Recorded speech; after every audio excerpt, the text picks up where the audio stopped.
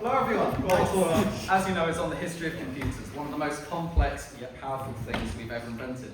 We've gone in 100 years from literally nothing to the phones, the TVs, the smartwatches that we have today. And it's an absolutely fascinating story of engineering. But to truly understand how we've gotten here, we need to go all the way back to the start of the Industrial Revolution. It was around this time that we had started working on making what we already had more efficient, things like Eli Whitney's cotton gin in the 1790s, and the first working steam train a few years later. But despite all these breakthroughs, an update in data handling was long overdue. Everything was still on paper, even the government censuses at the time, thousands and thousands of sheets, all on paper. Some people began to realize how much room for improvement there was in the system, and they started thinking of ways to improve it. One of whom was a man named Charles Babbage. In 1822, Babbage theorized a machine called the difference engine. It looks a bit like that. One of the first automatic mechanical calculators. The idea was to find a way to more easily calculate the tricky outputs from logarithmic and trigonometric functions like sine of 17 degrees through the use of Taylor series. Babbage designed his machine to be able to do this all completely automatically. The only problem with this was that the difference engine was not multi-purpose. The machine could only do specific types of calculation. So in 1837, he had moved to another machine called the analytical engine. It looks a bit fancier. Unlike its predecessors, this machine could theoretically do anything you wanted it to. It was the first multi-purpose computer. All that it needs is some instructions supplied by feeding in tape with holes punched into it. Babbage's designs were hugely ahead of his time. No one else was doing anything like this in the 1820s. So much so that even after significant financial support from the UK government, we're talking millions, no one was able to build a prototype of his machine. That was all made recently in the 70s. Technology just simply wasn't advanced enough yet. Nevertheless, the significance of this machine was absolutely huge. It was the first to be multi-purpose and used memory to store data and store data on the punch cards.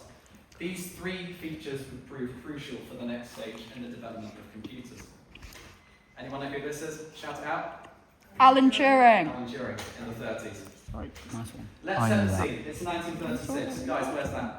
Does anyone know? King's College. King's College, Cambridge, yeah. Nice one, man. He's a fellow at this place, and after finishing his degree in mathematics there, he'd recently come across a collection of logical problems by a man called David Hilbert, one of which caught his eye. It's got a very long German name. It's called the Entscheidungsproblem problem. It means decision problem. The goal was to solve that problem. Is it possible to have any algorithm that, when applied to a logical problem, can correctly print out true or false every time?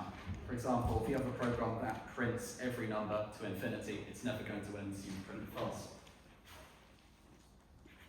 He realized that finding a solution to such a philosophical problem would require a more formal definition of what an algorithm is, and consequently computation itself.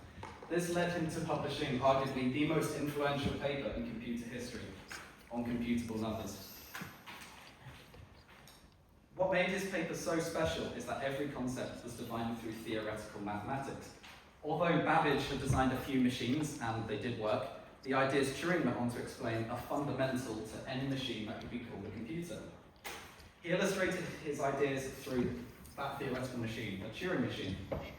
And what makes it so incredible is that a Turing machine does not look like any computer we have today. It looks like that.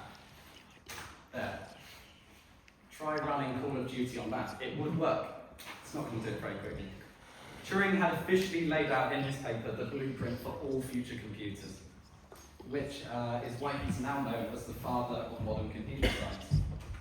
All that was left to do, that's what he did. He defined what it means to compute, universal machines do programming, and the limits of computation. He eventually disproved the problem Hilbert set out. It's not possible to know what's the limits of computation at the time. And they're all fundamental to our computers today. At this point, we just had to cross the bridge between theory and reality. The man to do it was this guy. Everyone except Will, because I've told him, who is this? I don't know. You don't know? No. Anyone know? You don't have to say an old guy. I know, it's a long stretch. A guy called John von Neumann. How about You do do that? computer science GCSE, so Neumann. How do you know?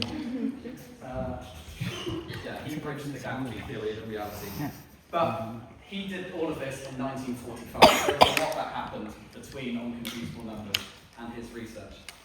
When World War II arrived, countries began to realise the power of computers made them crucial to winning the war, and that meant development all around the world took off.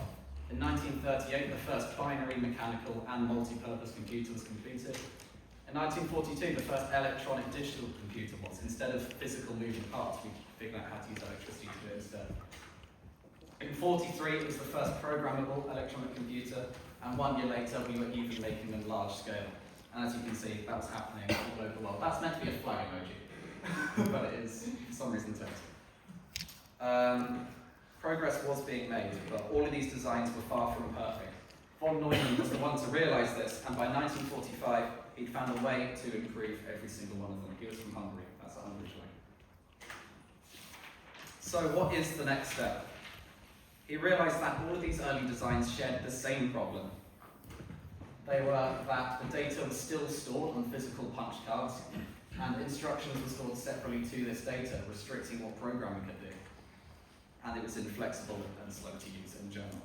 So how can you fix both of those problems with one single new idea? The answer is with von Neumann architecture. Is it going to go up? There we go. Through this, two revolutionary concepts were introduced.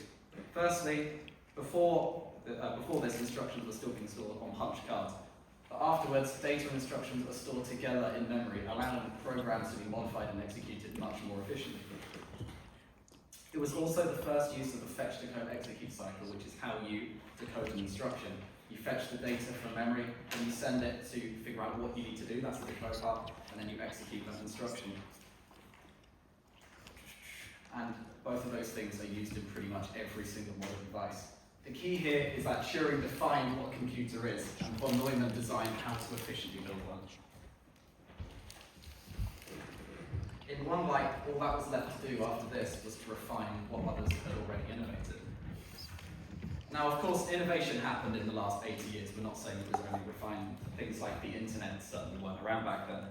But most of what we have today is simply a better version of what was already invented by Neumann and Turing. For example, magnetic hard drives that look like that, and now SSDs that look like this, much more compact and efficient to use.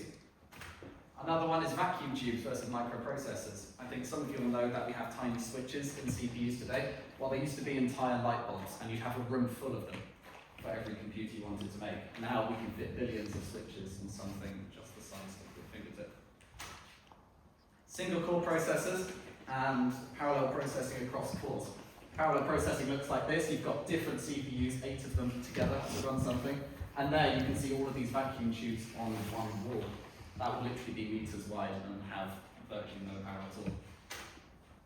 And then finally, after 1945, we realised text-based interfaces like that punch card is not ideal at all, and we moved on to monitors to display data. When you combine all the engineering work that's been done together, it's amazing to see just how far we've come. Guys, with quantum computing around the corner, there is still so much we don't know about how to improve our hardware. This leaves the door wide open for new ideas to be made. Who will make those improvements? Well, we yet to know for sure. You. Maybe, I like to think so. But if we're patient, then maybe time will be the one to tell. Thanks for listening, guys.